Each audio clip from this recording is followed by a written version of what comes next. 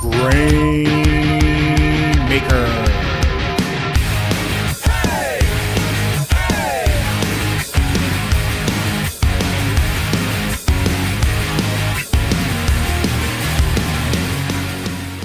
Welcome, everyone, to the Grainmaker Wrestling Podcast, a Prairie Proud wrestling podcast covering everything from Winnipeg to worldwide.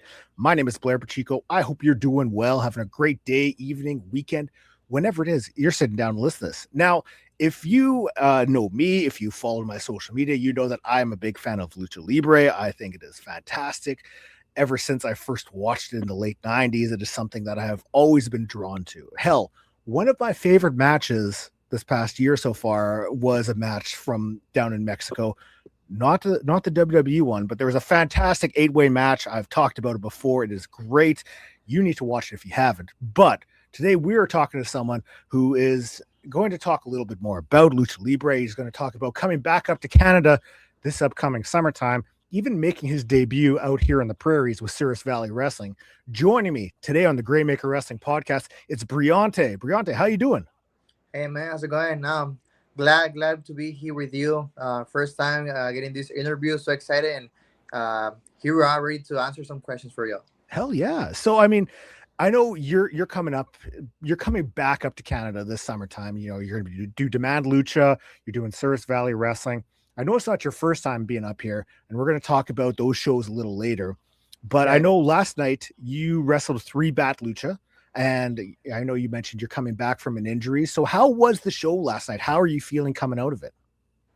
Super nervous, man. Actually, the first time I was getting into the ring, looking at the crowd, full house, almost a sold out. They were expecting 400 people, but it was like almost 1,000 people last night. So it was amazing coming back to 3-Bat. It was been like a year since I was there.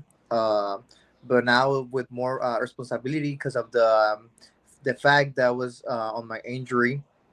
I'm not my 100% yet, but I was like, man, I gotta go. I need to start working again. I was like getting this stress because I was home over here like doing nothing, but nervous because of that.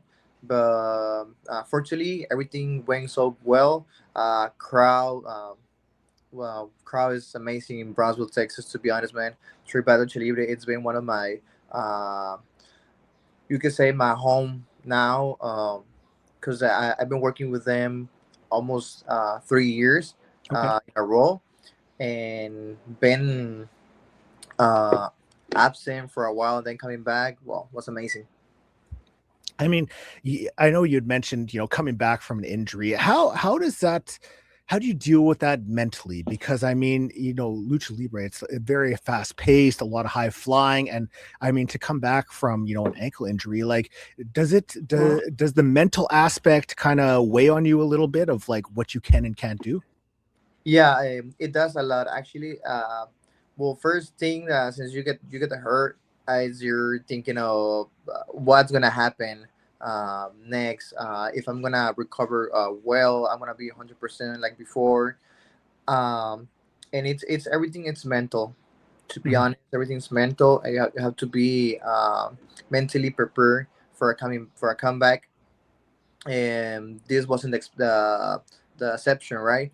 Um, I was thinking all the time in my mind that what if I get hurt again, right? That's always on my mind. But I mean, once you get into the ring, man, you forget about everything. You forget about injuries. If something hurts, like Lucha Libre has something special, man. That when you put your mask on, like you transform yourself and you're someone else. You feel like a superhero, like you can do anything. Uh, and well, once I put the mask, everything. I forgot about anything. I mean, you had mentioned, like, and I saw the videos, like it was a packed house there. It was an outdoor show. Like the visuals of it looked fantastic. And I mean, lots of kids in the crowd. Like it looked like a great time out there. Yeah, it was. And to be honest, I wasn't expecting a crowd to remember me. But as soon as we walked into the ring, crowd was screaming loud, screaming my name. I was looking some fans using some shirts, a mask of myself. And that was I feel really grateful and proud of seeing that on the people. Nice. Now, I mean, I know that Lucha Libre is a big part of culture down in the South. I mean, it's probably, I'm assuming it's been a big part of your life as well. But where did Yes. your love for professional wrestling, where did that first start? Like, what sort of got you into wrestling? Well, the funny thing is, I knew wrestling because of my mom actually. She was really fan of lucha libre. She's from Puebla, Mexico, like really south Mexico part.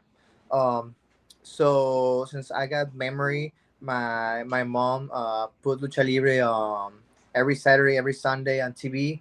Um, since I got memory, I always loved the the mask, the color, uh, the mimic of the luchadors, like everything was so chaotic, to be honest. And I was like, wow, I wanna be one of those idols, right?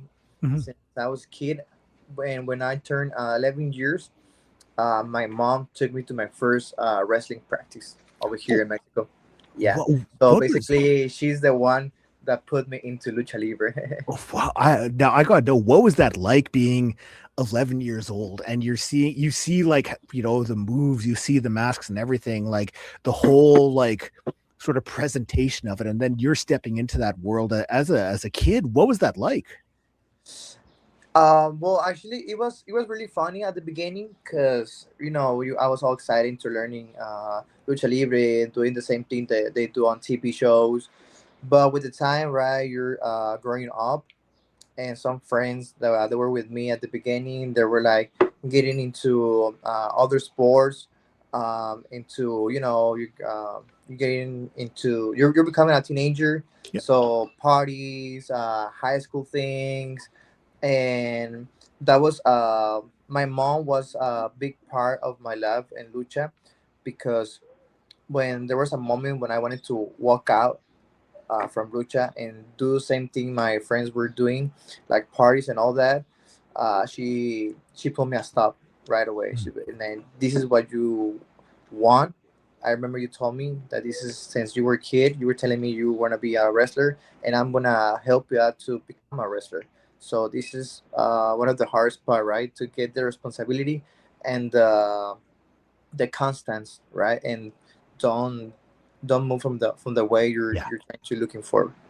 Yeah, it's so easy to kind of get distracted. You see what other people are doing and what they're, you know, kind of getting involved with, and like, Yes, yes, you want to do the same things as your friends, but then like at least your mom was there to be like, hey, this is something that you really wanted, so just don't forget that. And I like that kind of steered you into continuing with it.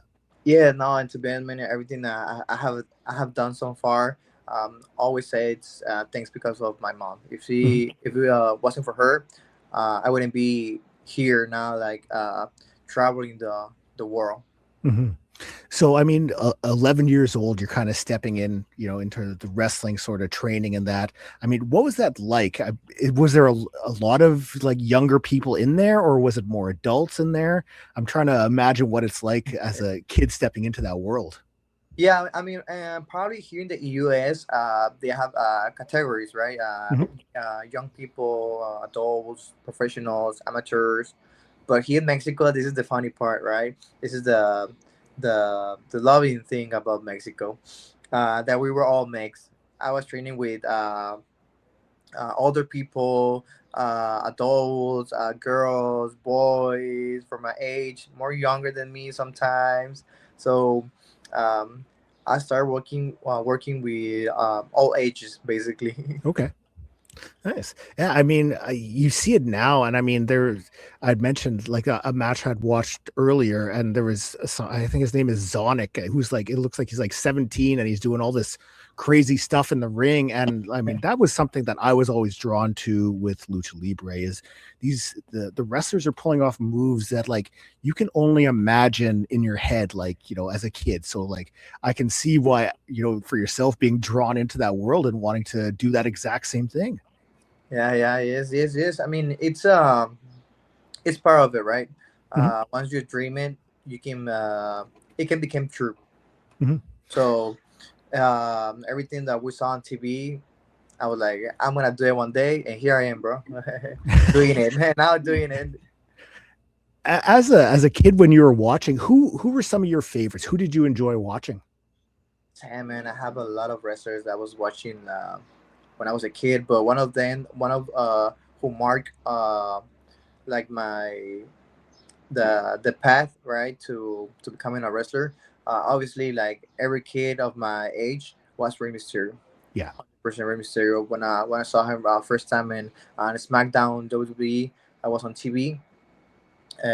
Obviously, I got like shocked of the way he moves. Uh, every I think at that moment they were doing the shows on here in Mexico on Sunday mornings, and I was always trying to look every single episode of SmackDown just to see which color Rey Mysterio it was gonna come out now, right? Because he was always getting new color Mhm. every TV show, right? So I was expecting always seeing Rey Mysterio with something different. I mean, like with Lucha Libre, it is something that I mean, it is a big part of Mexican culture, and I think like it's one of those things. I mean, you go down, you, anyone who travels down to Mexico, you go down there and you'll see the masks for sale in the markets and stuff like that. And well, I was wondering what that means to you, knowing that like this is a big part of your heritage and your growing up. Yeah, well, the mask.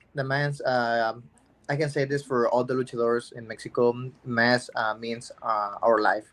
Mhm. Basically, it's everything for us. If we lose it one day, I think we will say that we will be losing everything. It's for us. It could be more important than losing a house, losing a car. Like losing the mask is like you're losing your life. Mhm. Everything that you put uh, into it the whole years, it's in one single mask, right? Yeah. It's part of a culture. Mhm. So you start off when you're 11 years old. How long were you kind of training before you had your first actual match? Well, actually, it took me like it was a small group, right? Yeah. But I was basically same age. I was 11 years when I got my first call outside of a church. I was training just 3 months, and the guy told us, "Hey, we have a little show outside church, so uh, let's have fun. Let's do it." And so we did it. It was pretty funny. Mhm. And from there, I was doing all that type of shows for churches, for how's it called? To children from my same age, right, or more Mhm. younger than me at that moment, in schools, all that, just for fun, right? Yeah. But when I got my first debut, I was 15 years old when I got my first call to Okay. a real promotion in Reynosa, Tamaulipas, and that was my real debut at 15 years old. Do you remember who it was against? I remember just one person. It was from where I live here in Rio Bravo. His name is Cobra Negra. He's now he's a really friend of mine. We were working. Now he's a ref, right? But before we will always hanging out with all the friends that we have here. But right now, he's around there. He doesn't do anything anymore. He Mhm. just go and watch. But he was the first person that got my debut, Nice. and we were Um, against each other. I wanted to ask, I mean, with yourself, I mean, I know, like, as a kid, you were watching, Rey Mysterio matches, but for yourself, when it comes to wrestling, who's been your biggest inspirations? What was it, Ray, or was there other people who have kind of helped mold you and shape you to who you are today? Well, at the beginning was Rey Mysterio. Mhm. All I think since still now he's one of my idols. But with the time, I was looking into, the way I was more into the business. I was looking for more luchadors, right? One of them was Mystico from CML. Mhm. When he was the Mystico the first time, when he was the boom. Um, and after that, I was looking other companies, New Japan. also called independent wrestlers, right? But yeah, I think I have a lot of idols now that I say that. I was looking at Octagon, Rey Mysterio, Mystico, Volador Jr.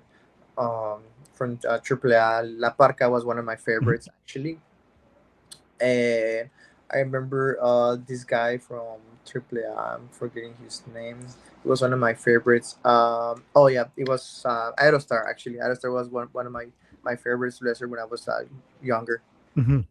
I had the chance to finally see Mystico wrestle in person, and I have to say the aura that he brings to a match, with the music and like the way he moves in the ring. It was something that like it's words can't describe the way that he flows and moves, and I completely understand why like he is so popular in Mexico and like around the world because like the man is on another level. Yes, man. I mean, well, everyone that has seen his match on TV or in person, you can say that he's there. The way he do the things right looks so smooth, so natural, like so like unique, right? Mhm. He got something special. The aura that he has, it's very it's rare Yeah. uh, to have it, right? And actually talking about Mystical, I had the opportunity to share ring with him once on a main event show, and I was super nervous at that moment, but we had a we had the chance to share a ring with him, and Nice. it was beautiful. It was one of my favorite moments in my career. Nice. I mean, when you were training, when you were kind of getting up into wrestling, was there anything that really surprised you about yourself that you kind of learned when you were training that maybe you didn't think you would be able to do, or something that like you were kind of hesitant about, but you were able to do like no problem? Yes, yes. Actually, there's some moves that sometimes I don't believe that I do it. There's some, for example, the 450 splash that I do. To be honest, I never thought I was gonna be doing it like so easily, so often, and also the dives that we do, right? Spinning around outside the ring, Mhm. all type of moves that we do outside the dives. I never thought that I will be doing like daily, right? And for living. Um, so like for yourself, I mean, you've wrestled in Mexico, you've wrestled in the States, I mean, up in Canada.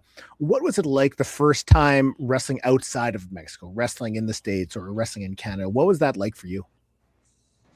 It was like the first time I got a debut on the US. To be honest, it was like I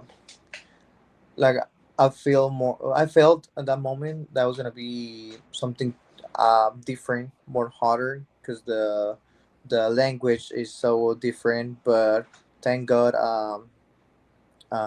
I did well that day. But it was like a compromise, right? Mhm. After all, and I was saying I had to be one of the best.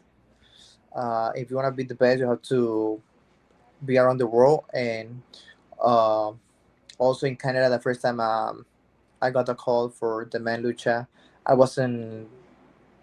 At the moment, I was like, probably they're just joking. They're just saying they're gonna bring me one day to Canada, and that's never gonna happen. But when that happened, I was like, oh wow, it's happening, right? I never thought that that day it was gonna happen, to be Mhm. honest.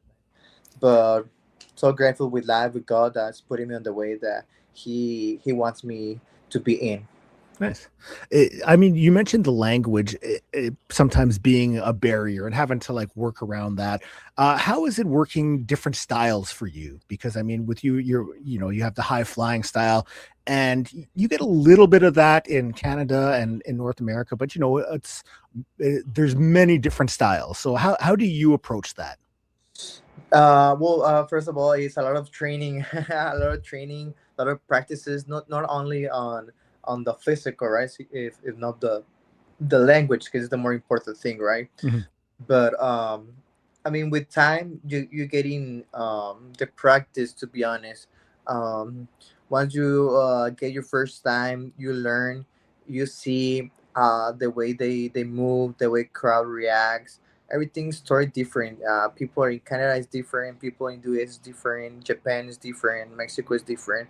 And it was hard, to be honest. It's hard, but if you wanna facing the best, you gotta learn all the styles, right? And thank God, has been hard, but not much as hard as I think it was gonna be for me. Yeah.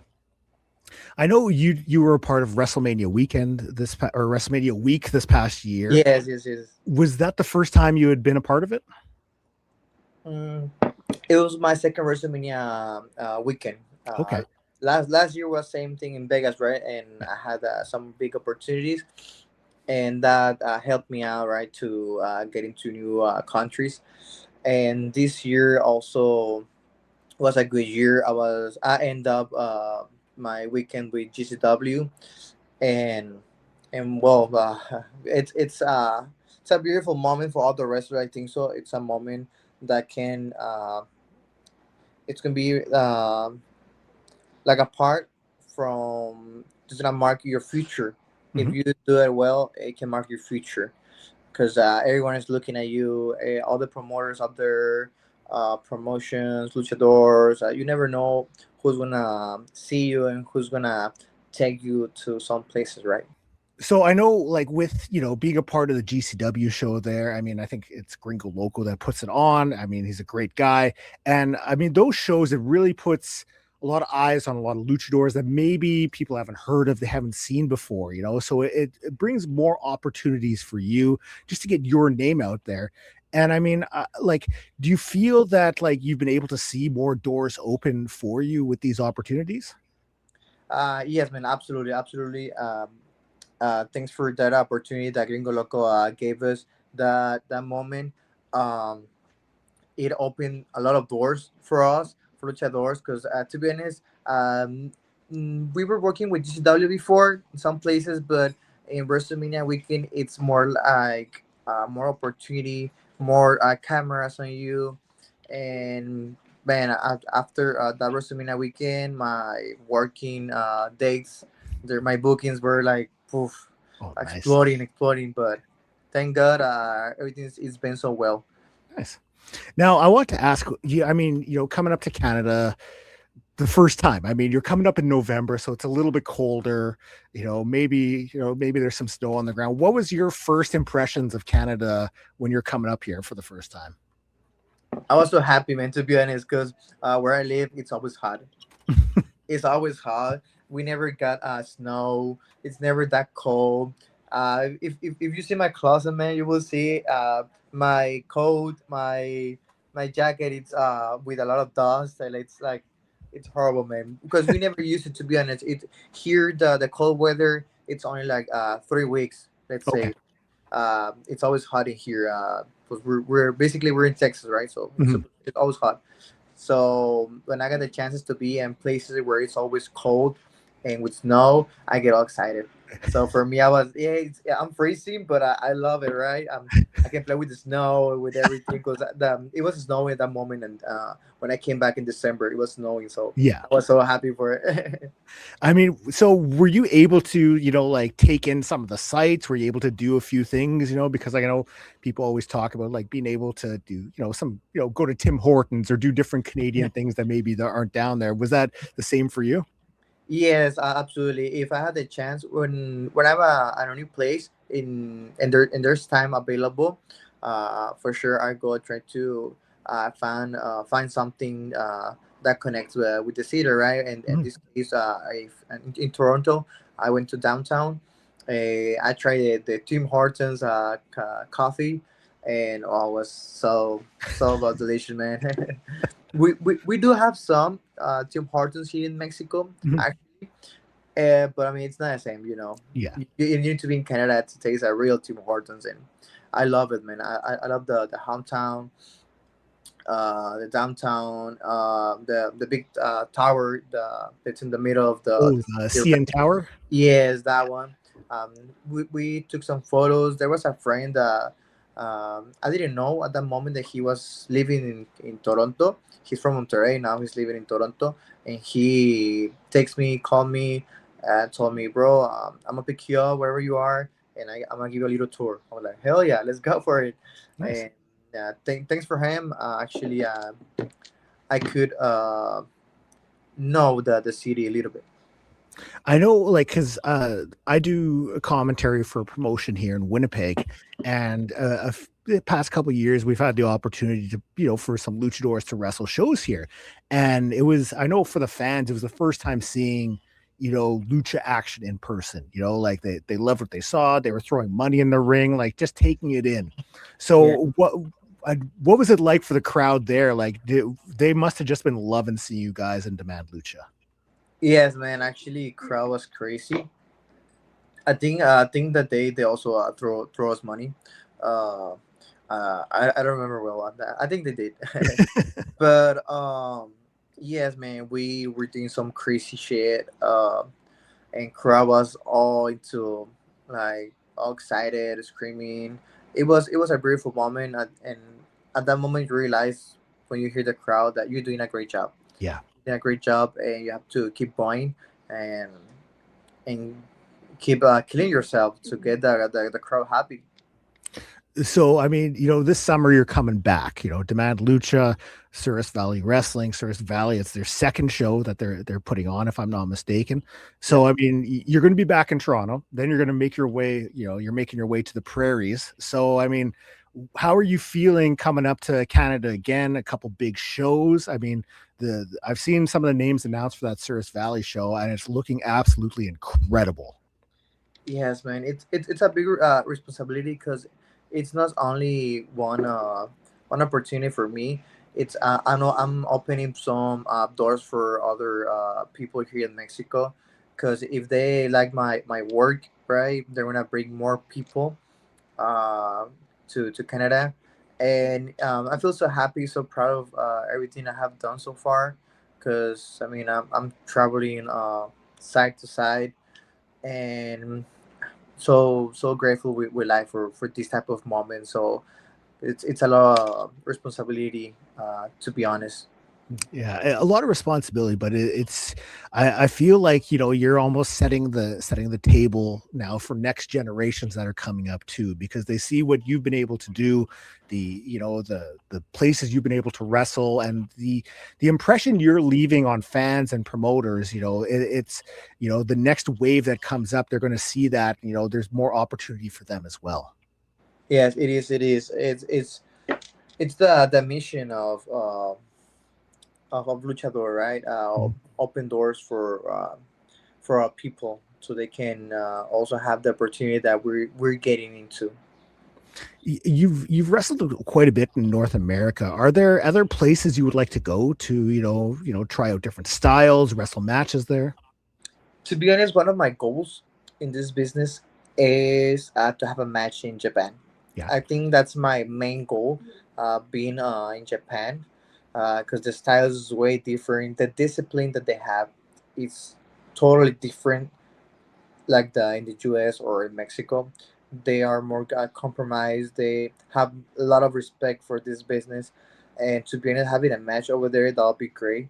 And also, if we're talking about in the US, I'm still waiting for an opportunity one day to go to New York, because that was Yeah, the city I really want to know. But yeah, I think New York would be a great city to know and have a match over there. definitely. Now, I mean, I always like to ask, just, matches that you're really proud of, ones that really stand out to you. And I know you mentioned, the match with Mystico earlier. Are there others that you're very proud of that you've been a part of? For sure, man. I think one of the things mark my career, obviously, was the having the single match 1-on-1, Gringo Loco and I, Yeah.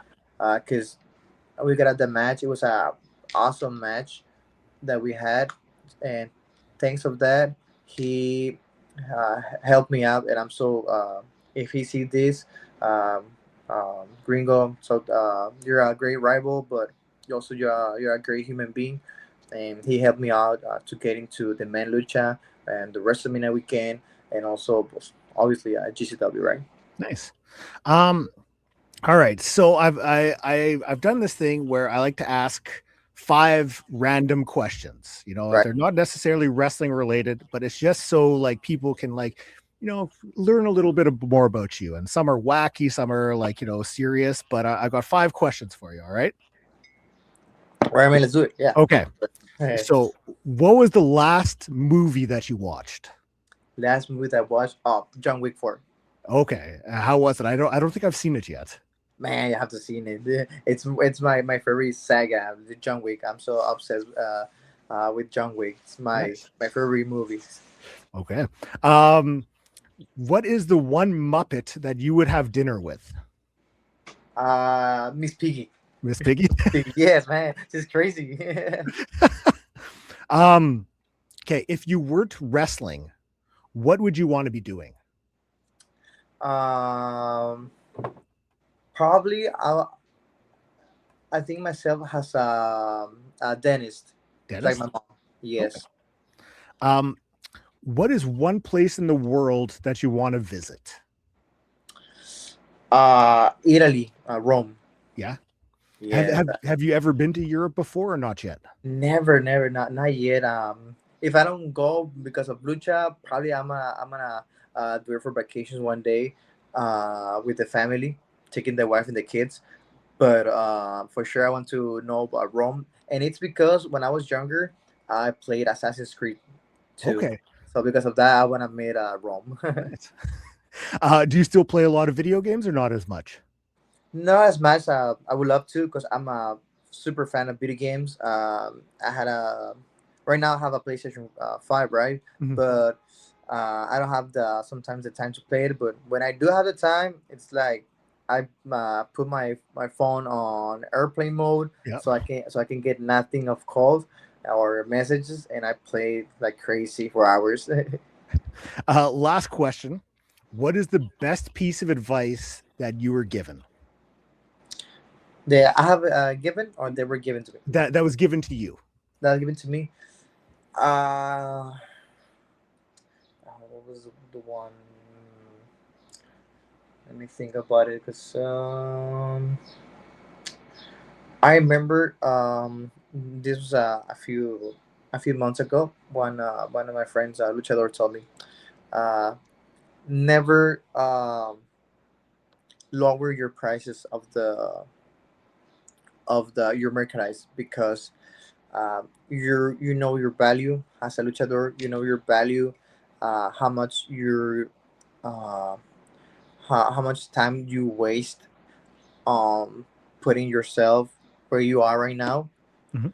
So can someone else can just come with you randomly and say, oh, I give it this one for you, I give it this for your mask. Like, it's not like you're not making a deal. If somebody's gonna want something for you, they have to buy it, because you're putting your price, you're putting your value Yeah, on it. So value yourself, basically. That's what he said to me. definitely. Um, okay. So I always ask for a match recommendation. So one that you are a fan of, and doesn't necessarily have to be one that you've been in, but one that you are a fan of that you think the listener should go watch. um I think it was a PWG, actually, Yeah. PWG match. I remember it was a six-man tag team, all luchadors, right? Mhm. I think it was Taurus, Puma King, Laredo Kid. I think it was Bandido, Flamita, and I think it was Ray Horus. I've seen that match and it is It's incredible. incredible, man. This is one of my favorite matches. This is one of my favorite matches, and I can watch it like every time. And I was like, I love that. Mhm. I love that match. I love PWG in general, like the matches they Yes, would put man. on the shows. Incredible stuff. Yeah, PWG was something else, man. Yeah. Now for upcoming shows, where can people see you? I know later on this summer you've got Demand Lucha, you got Souris Valley Wrestling, but before that, where are you going to be? Before that, I'm gonna be well, this weekend is coming. I'm gonna be in Chicago the whole weekend. After that, next week I'm gonna be in San Diego, California. Uh, After San Diego, I'm gonna be in Texas, and also beginning of August, I'm gonna be around this area, the frontier of the South Texas, Tamaulipas, and Monterrey as well. Nice. So thank God I have a lot of work. Now, if people want to follow you on social media, I know you post like where you're going to be. Where can they find you on social media? Yeah, man, they can follow me on my TikTok, my Instagram, my Facebook. Has the way it's spelled here in April. I don't know if people will see it, but it's Briyante RB official. Awesome. And I'll make sure that, like I tag everything so people can see it. And man, I'm so hyped for you coming back up to Canada. I think it's going to be a lot of fun, and I hope you have a great time up here. It is, man. It's gonna be super fun, and just wait for a good match. We have a pretty good match coming to Canada. Nice. Briyante, thank you so much for joining me today. I really appreciate it. No, I mean, bro, thank you so much for the time, and it was a pleasure to be talking with you, and I hope we can get this more often. Hell yeah. Thank you to Briyante. Thank you for checking out the podcast. I say it every time. I will always say it. I appreciate you taking time out of your day to listen to me talk wrestling. If it's your first time listening, you can find me on all social media at Grainmaker Wrestling Podcast, up on all podcast streaming platforms, and up on YouTube where you're probably watching this right now. So thank you so much for checking out the podcast. We'll talk soon.